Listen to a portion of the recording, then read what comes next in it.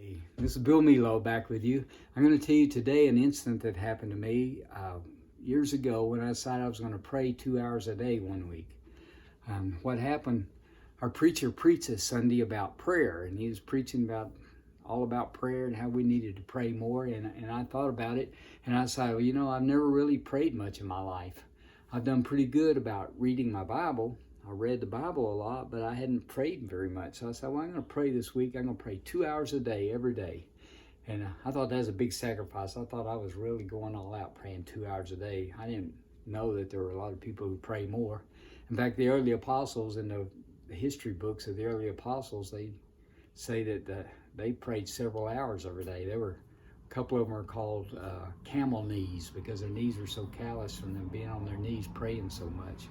Anyway, God rewards prayer. That's the point of this story. So I decided I was going to pray 2 hours every day. And so I'd go to my office every afternoon at 3 o'clock, starting Monday. And I'd go in my office and I would shut the door and lock it. And I would unplug the phone. That was in the day before cell phones. And I would spend 2 hours praying. And let me tell you, I didn't really know how to pray. It was the most dull, boring prayer you ever saw. I bet God was bored stiff with my prayers, and it was hard for me. I had to keep concentrating to focus on God, and I would pray, and I'd pray for everything I knew about and everybody I knew about, and look at the clock, and only 5-10 minutes had passed, and so I would pray again, and it was hard work praying for 2 hours, and it seemed like a long, long time. And I couldn't feel God's presence. Actually, it didn't feel like God was there. I thought maybe I was just wasting my time, but I was determined I was going to do it. So I prayed for 2 hours, and I prayed 2 hours Monday, I prayed Tuesday, Wednesday, Thursday. And when Friday came, I didn't have much going on that day, so I decided I was going to pray early. So I went in my office at 8 o'clock in the morning, and I prayed same way, 8 o'clock to 10 o'clock, and nothing happened. It seemed dull, it seemed boring. I'm sure God was really bored with my prayers. But anyway, I left, and at 10 o'clock I left, and I went catty-corner to the next block over from my office. There's a little Christian bookstore, and it's owned by a charismatic, the wife of a charismatic preacher. She owned that little store, and I had a book on order there, so I went to check on it. When I walked in, the charismatic preacher was there. His wife wasn't there. He was running the store for her that morning, and really a good guy. And I walked up to him to tell him about my book, and the first thing he said, "Whoa, God's Spirit is on you. It's on you so strong." Well, I didn't know what he was talking about. I couldn't feel anything. I didn't know, so I told him about my book, and as he walked off to check on the book, he said, "Man, God's Spirit is on you so strong." And he checked on my book, and he came back and said, "Well, your book's not in yet."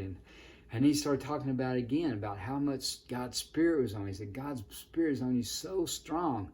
Well, I didn't know what to answer. I didn't know what to say. I couldn't feel anything, and this is new stuff to me, so I thanked him for checking my book, and I left. Anyway, I left, and I drove up to a church where a friend of mine was custodian. This guy is a guy of prayer. He prays a lot. And I walked in. He was in the auditorium cleaning, and I walked up to him, and he goes, "Whoa.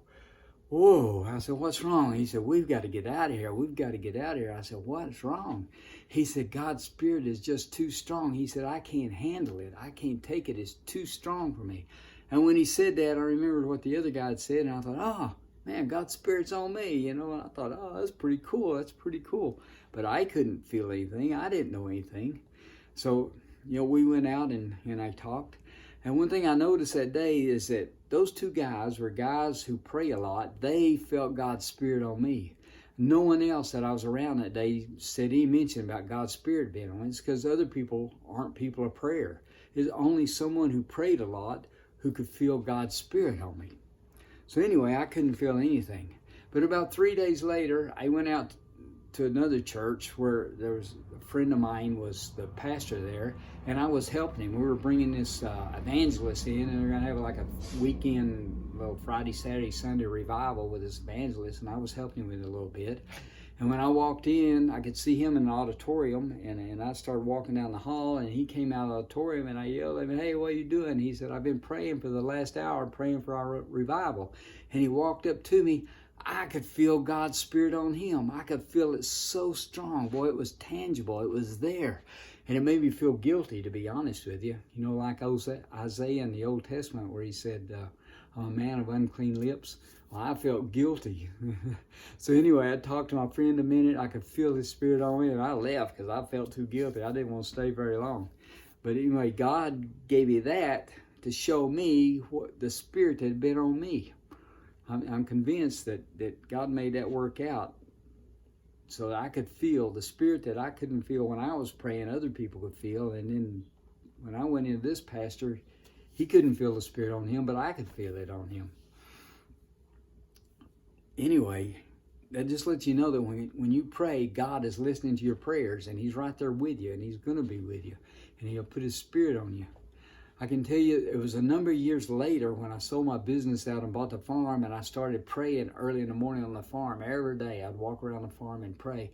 That's when I started getting miracles, and they just started happening. I didn't really ask for them that much, but that's what happens when you pray. God will take care of you. God will give you miracles. God will put his Spirit on you. God wants us to pray. So anyway, I'm so thankful to God. And I appreciate you listening to my story. I appreciate you. I hope you start praying more. Anyway, see you another time. Bye.